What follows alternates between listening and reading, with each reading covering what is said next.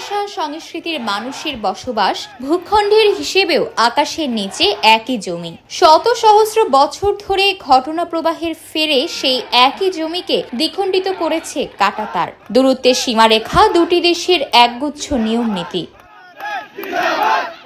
ভারত বাংলাদেশের সীমান্তের শূন্য রেখায় প্রতি শনিবার মঙ্গলবার বেজে ওঠে ভ্রাতৃত্বের জয়গান। খানিকটা সময়ের জন্য হলেও শুভেচ্ছা আদান প্রদানে উচ্চারিত হয় বন্ধুত্বের আহ্বান। সপ্তাহের প্রতি শনিবার আর মঙ্গলবার বাংলাদেশের সর্ব উত্তরের জেলা পঞ্চগড়ের বাংলাবান্ধা ও ভারতের ফুলবাড়ি জিরো পয়েন্টের সীমান্তে বর্ডার গার্ড বাংলাদেশ ও ভারতের সীমান্তরক্ষী বাহিনী বর্ডার সিকিউরিটি ফোর্সের মধ্যে যৌথ রিট্রিট সেরেমনি অনুষ্ঠিত হয়। এ সময় দুই দেশের সীমান্তরক্ষী বাহিনীর সদস্যদের অংশগ্রহণে জমকালো দৃষ্টিনন্দন যৌথ প্যারেড অনুষ্ঠিত হয়।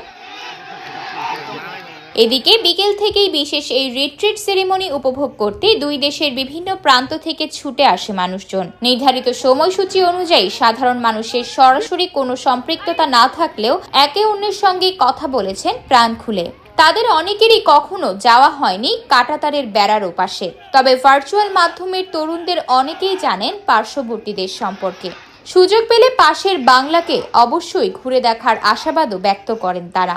বিজিবি এবং বিএসএফ মিলে দুই দেশেই একটি রিট্রিট প্যারেড অনুষ্ঠিত হয়।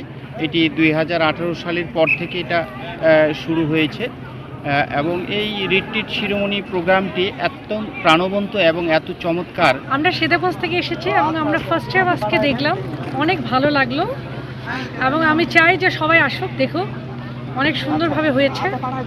ওই পাশের মসজিদে থাকি আর এখানে প্রেড গ্রাউন্ড দেখার জন্য আমরা আসছি, যে আমাদের অনেক সাথে আসছে আর আলহামদুলিল্লাহ অনেক ভালো লাগলো আমাদের।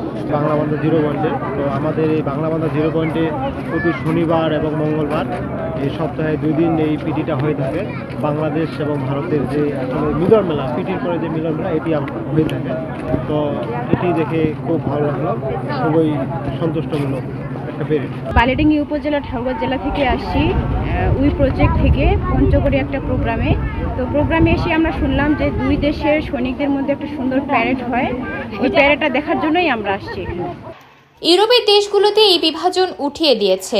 স্থানীয়রা জানান তারাও স্বপ্ন দেখেন একদিন ভারত বাংলাদেশের মধ্যেও এই কাঁটাতারের বিভাজন উঠে যাবে।